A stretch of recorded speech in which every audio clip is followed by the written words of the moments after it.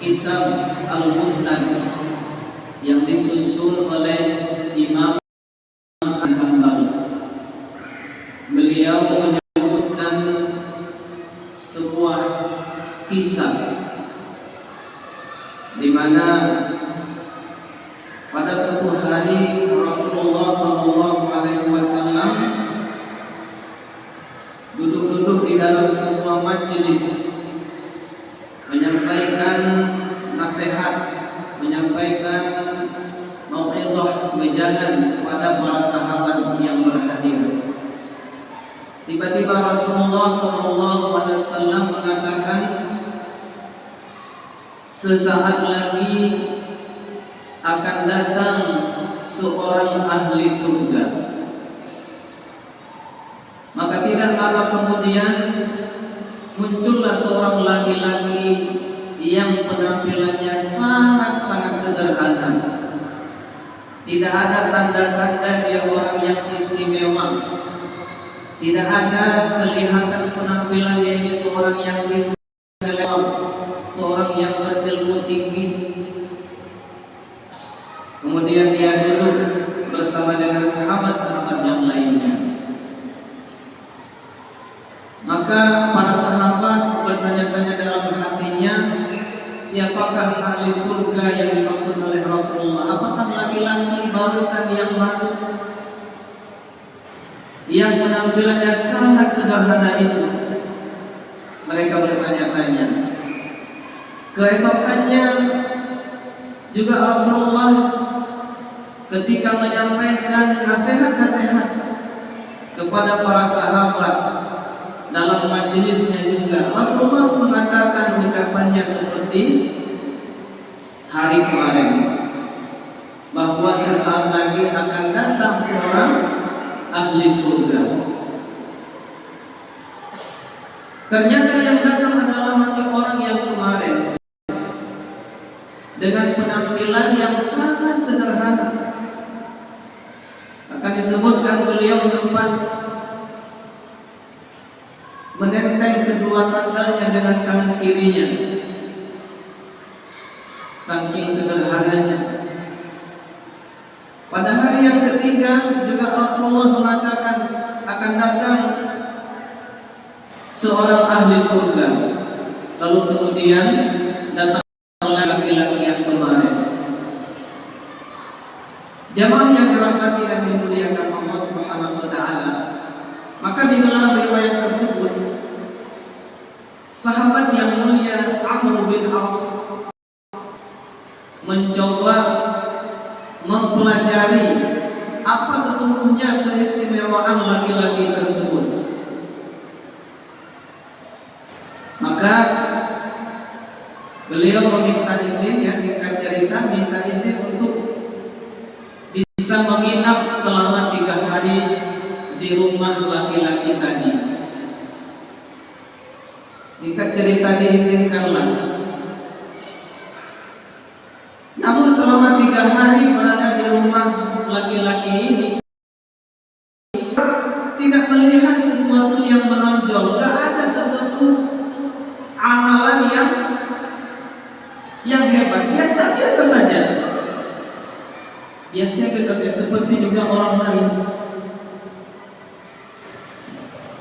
Lalu kemudian Amr karena penasaran akhirnya berterus terang, wahai saudaraku, sesungguhnya saya kesini bukan karena permasalahan dengan orang tua saya, tetapi saya sengaja kesini untuk melihat amalanmu seharian.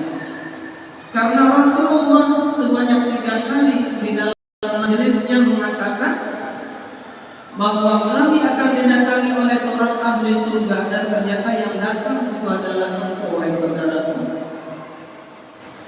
Coba sharing kepada saya, apa amalanmu sesungguhnya?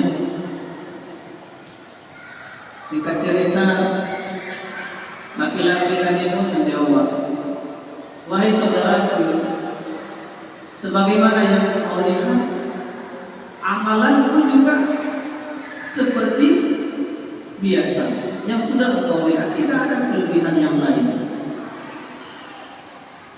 Lalu kemudian amal terus mendesak, katakan saja amalan yang kecil.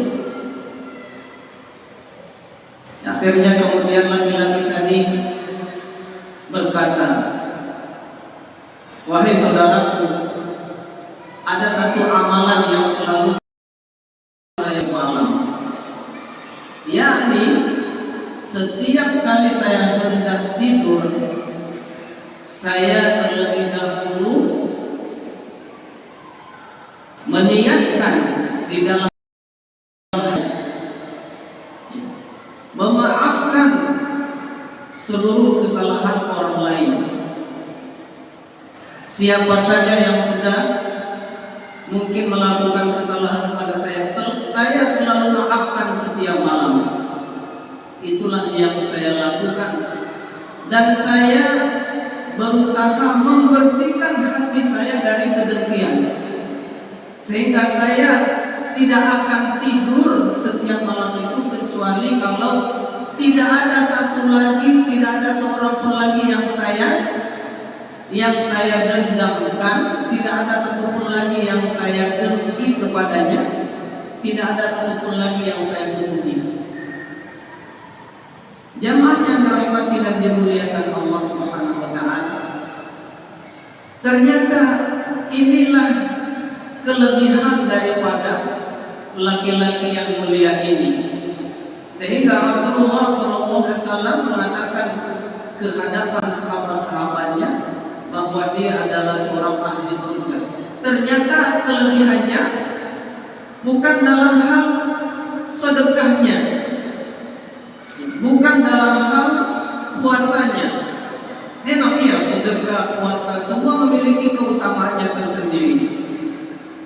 Tetapi laki-laki ini kelebihannya adalah kebersihan hatinya, bersih hatinya, tidak ada penyakit hati,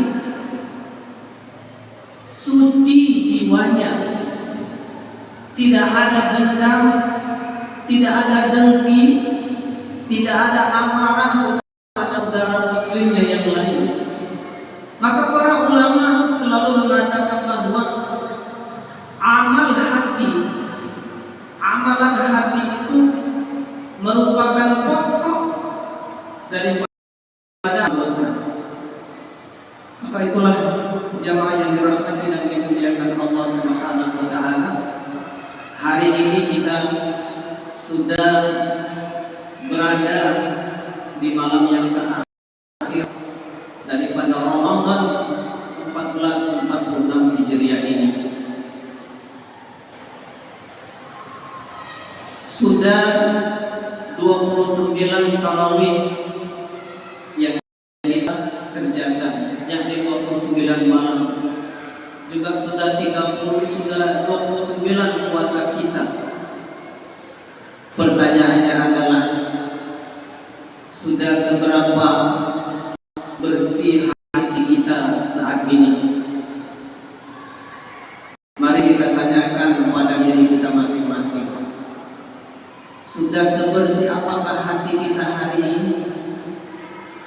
Kita tahu memang kita ini masih sangat lemah, tapi ayo kita bersama-sama belajar, berusaha membersihkan hati kita. Jangan ada menyimpan dendam, jangan ada menyimpan kebencian, jangan ada menyimpan kedengkian di dalam hati kita, jangan ada sikap sombong di dalam hati kita. Inilah yang kita harapkan. Maka di dalam surah Ali Imran ayat 34, yang mana di situ Allah Subhanahu wa taala menyebutkan sifat-sifat orang-orang yang, salah satu poin penting yang Allah sebutkan apa? Allah Subhanahu wa taala sebutkan wal kaziminal ghaidh wal 'afina 'anil nas. Orang-orang yang mampu menahan amarahnya, mampu mengendalikan amarahnya, dan orang-orang yang selalu memaafkan orang lain. Wal 'afina 'anil nas. Ayo Bapak Ibu, jangan ada dendam kepada siapapun. Saya pernah berdiskusi dengan seseorang yang mana dia tidak lagi berbicara dengan temannya atau dengan saudaranya. Saya bertanya, kenapa Anda tidak mau berbicara dengannya? Kenapa Anda selalu memuka darinya? Dia katakan, saya benci kepadanya.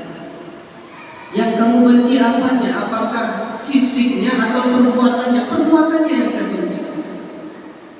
Lalu kalau engkau benci perbuatannya, kemudian engkau jauhi dia, engkau cueki dia, engkau buang muka dari dia, apakah itu akan memperbaiki perbuatannya yang buruk tadi? Tidak. Justru akan semakin memperlebar jarak Anda dengan dia. Kalau seandainya Anda berbuat baik dengannya, menyambung hubungan silaturahim dengannya, mungkin Anda bisa menasehatinya secara perlahan. Tetapi karena Anda justru membangun jarak, membangun tembok antara diri Anda dengannya, maka tidak ada kebaikan apapun yang diperoleh, melainkan kejauhan dan kebencian.